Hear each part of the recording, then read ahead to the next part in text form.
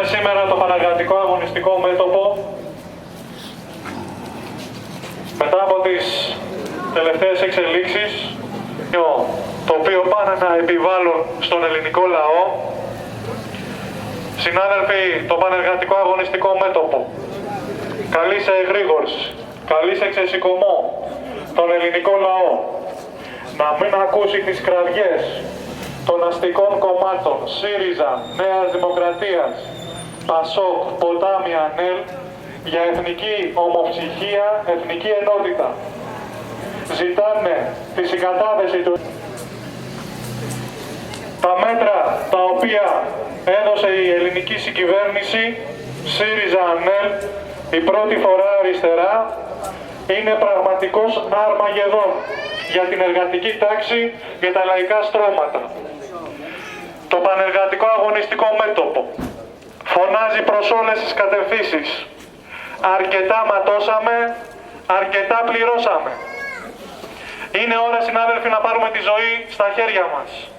Το μέλλον των οικογενειών και των παιδιών μας στα δικά μας χέρια. Στα χέρια που χωρίς αυτά, στα εργατικά χέρια, στα χέρια των λαϊκών στρωμάτων, που χωρίς αυτά τίποτα δεν θα μπορούσε να γίνει σε αυτόν τον τόπο. Γιατί εμείς έχουμε τη δύναμη, συνάδελφοι, δεν πρέπει να το ξεχνάμε. Είμαστε οι πολλοί και χωρίς εμάς γρανάζι δεν γυρνά. Συνάδελφοι, σήμερα φέρνουν στη Βουλή με διαδικασίες fast track, με διαδικασίες δημοκρατικές εισαγωγικά, όπως λένε σε όλους τους τόνους ότι η δημοκρατία νίκησε και η δημοκρατία θα νικήσει. Σύρανε τον ελληνικό λαό σε ένα κάλπικο δημοψήφισμα να πει όχι στην πρόταση των 9 δισεκατομμυρίων του Γιούνκερ για να του φέρουν μια πρόταση 13 δισεκατομμυρίων μέχρι στιγμής. Φέρουν λοιπόν σήμερα στη Βουλή ένα νέο μνημόνιο, το τρίτο κατά σειρά, που είναι και αυτό απέτηση του μεγάλου κεφαλαίου. Ανάμεσα σε άλλα, σε εφαρμογή παίρνουν και τα παρακάτω νέα μέτρα.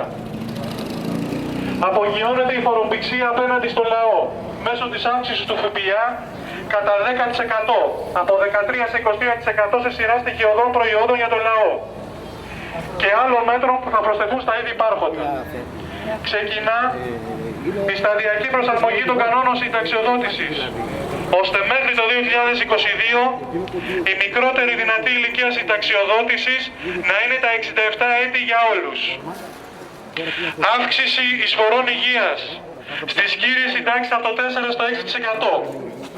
Αυτό αυτόματα, συνάδελφοι, σημαίνει ότι οι περικοπές στις κύριες συντάξεις διαμορφώνονται στο 2%. Καθιέρωσε εισφοράς υγείας 6% στις επικουρικές συντάξεις, η οποία εισφορά δεν υπήρχε καθόλου μέχρι σήμερα. Αντίστοιχα, αυτό οδηγεί σε μείωση 6% σε όλες ανεξαιρέτως τις συντάξεις. Αύξηση της εισφοράς για επικουρικά ταμεία από 3% στο 3,5%. Το μέτρο αφορά επίσης τους μισθωτούς στον ιδιωτικό τομέα. Για την κατάργηση του ΕΚΑΣ των χαμηλοσυνταξιούχων με πλήρη εφαρμογή μέχρι το τέλος του 2019. Θέσπιση νέου καθεστώτος όσον αφορά την έκπτωση φόρου για τους μισθωτούς και συνταξιούχους, προκειμένου να χτίσουν το αφορολόγητο όριο των 9 φοράς αλληλεγγύης και μόνιμη ενσωμάτωσή της στη φορολογική κλίμακα. Επιβολή ένφια και για το 2015 και για το 2016, με διατήρηση των εσόδων στα 2,65 δισεκατομμύρια ευρώ σε ετήσια βάση και ανεξάρτητα από την όποια αναπροσαρμογή των αντικειμενικών αξιών. Αύξηση του ορίου απαλλαγής από το καθεστώς ΦΠΑ για αυτοαπασχολούμενους από τα 10.000 ευρώ στα 25.000 ευρώ. Αυστηρότερα κριτήρια για να χαρακτηριστεί κάποιος αγρότης. Αποβολή από τη ρύθμιση των 100 δόσεων όσων έχουν εισοδηματική ικανότητα να πληρώσουν νωρίτερα από τη λήξη της ρύθμισης, αλλά και αύξηση των προβλεπόμενων επιτοκίων και προστίμων. Συνάδελφοι, το τρίτο μνημόνιο είναι η κατάληξη ενός δρόμου. Ενός δρόμου που έστρωσαν για 6 μήνες με διαπραγματεύσεις που κατάληγαν πάντα στο ότι οι λύσεις στερεύουν. Επέβαλαν δημοψήφισμα με κάλπικα ερωτήματα που οδηγούν σε κάθε περίπτωση σε μια επιλογή. Όχι στην απαλλαγή από τα μνημόνια. Ναι στη συνέχιση της βαρβαρότητας που ζούμε καθημερινά. Για να καταλήξουν τελικά την επομένη του δημοψηφίσματος τα δύο στρατόπεδα, τα αντίπαλα σε εισαγωγικά, το ναι και το όχι, το κάλπικο, σε πραγματικό ναι στην Ευρωπαϊκή Ένωση και στην υποταγή του ελληνικού λαού στα συμφέροντα του μεγάλου κεφαλαίου. Για να καταλήξουν τελικά όλοι τους ότι ο μονόδρομός τους είναι αναγκαστικός, ρεαλιστικός και αδιαπραγμάτευτος. Το φέρνουν για μια ακόμη φορά με τη διαδικασία του κατεπήγοντος στη Βουλή. Γιατί και αυτή η κυβέρνηση θεωρεί επίγον τη διάσωση των κερδών των μεγαλοεργοδοτών. Γιατί και αυτή η κυβέρνηση ποτέ δεν θεώρησε επίγον ζήτημα την προστασία των ανέργων, την ανακούφιση του λαού από τη φορολιστία, τη σταθερή δουλειά για όλους με δικαιώματα. Το συνοδεύουν το τρίτο μνημόνιο και τη φορά αυτή με το ίδιο σαφρό ψευτοδίλημμα.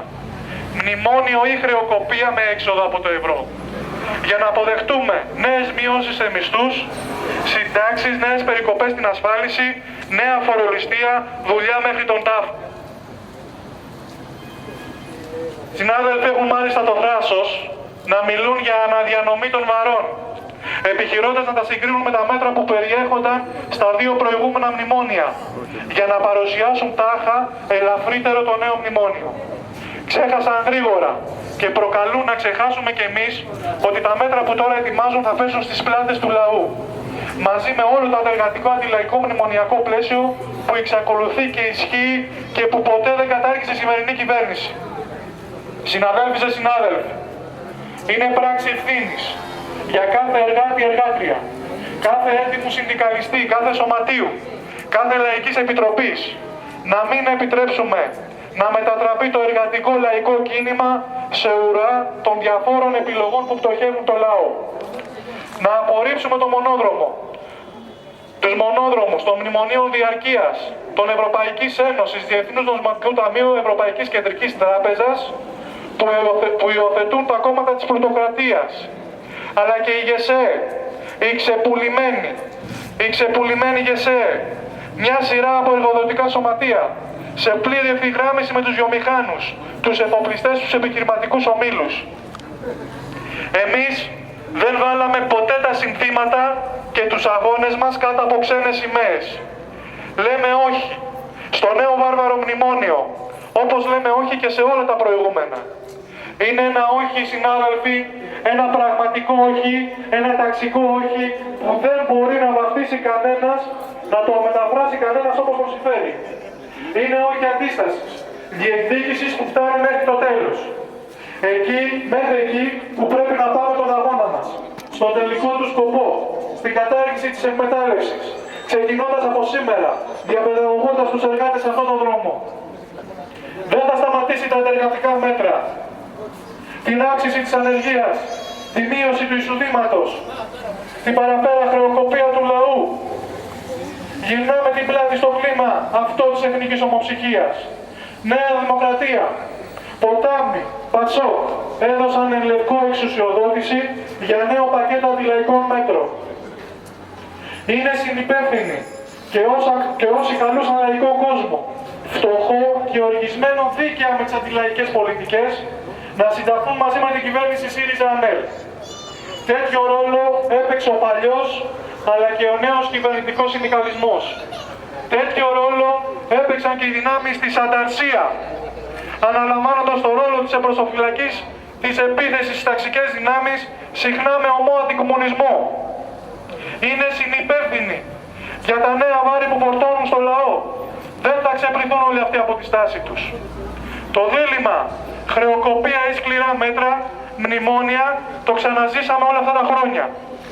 Το αποτέλεσμα γνωστό.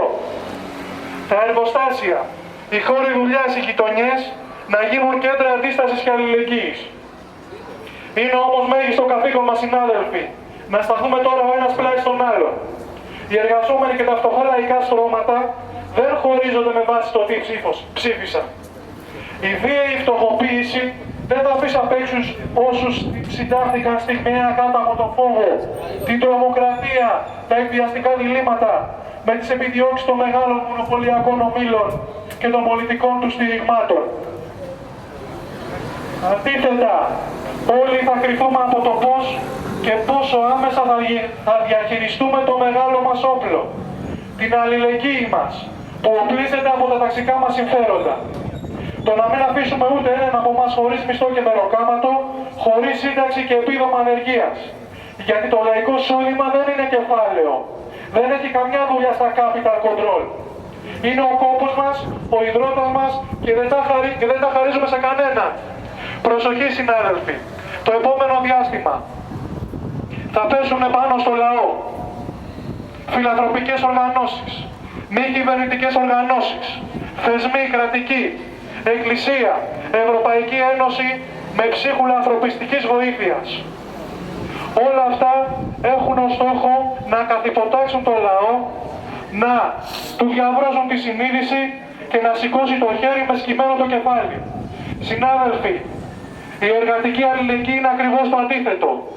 Θα βοηθήσουμε τους εργάτες με σκοπό να σηκώσουν κεφάλι και να αποτινάξουν το ζυγό της εκμετάλλευσης απέναντι στο πραγματικό αντίπαλο, που είναι το μεγάλο κεφάλαιο.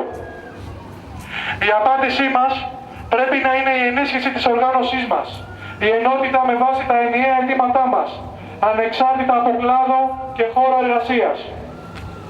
Με τους αγωνιστές μπροστά στα σωματεία μας, στις λαϊκές επιτροπές, κινητήρια δύναμη της συλλογικής δράσης που θα παρεμβαίνει στην απληρωσιά, στις απολύσεις, σε αναγκαστικές άδειες, στην τρομοκρατία στους χώρους δουλειάς. Το ταξικό κίνημα και πείρα έχει και θέληση να οργανώσει τη δράση παντού. Στους τόπους δουλειάς, στις γειτονιές, μέσα από τα σωματεία και τις λαϊκές επιτροπές. Να βγούμε μπροστά με παρακαταθήκη τους αγώνες του προηγούμενου διαστήματος, τα συλλαλητήρια και τις μάχες στους κλάδους.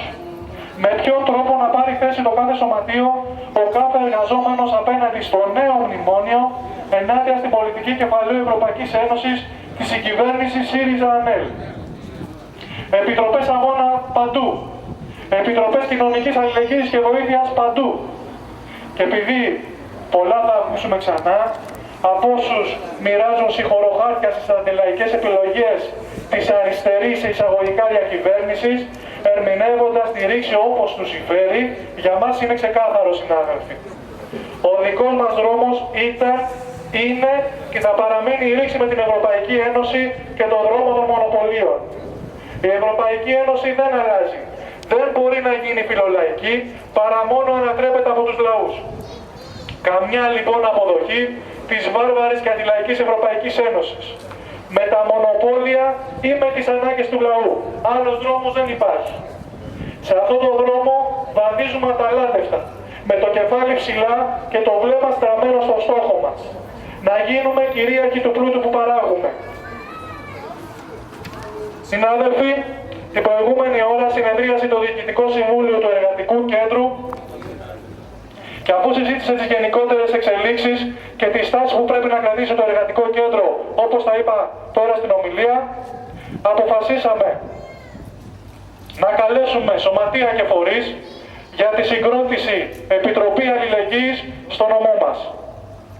Το επόμενο διάστημα, το Εργατικό Κέντρο θα αναλάβει πρωτοβουλίες προς αυτή την κατεύθυνση, ώστε γρήγορα και άμεσα να ενημερωθεί ο κόσμος, να νιώσει ο κόσμος ότι υπάρχει στήριγμα στη σημερινή δυστυχία που το ετοιμάζουν και την αυριανή, έτσι ώστε να βρει το ηθικό ανάστημα, να σηκώσει κεφάλι και να πει δεν τους έχουμε ανάγκη.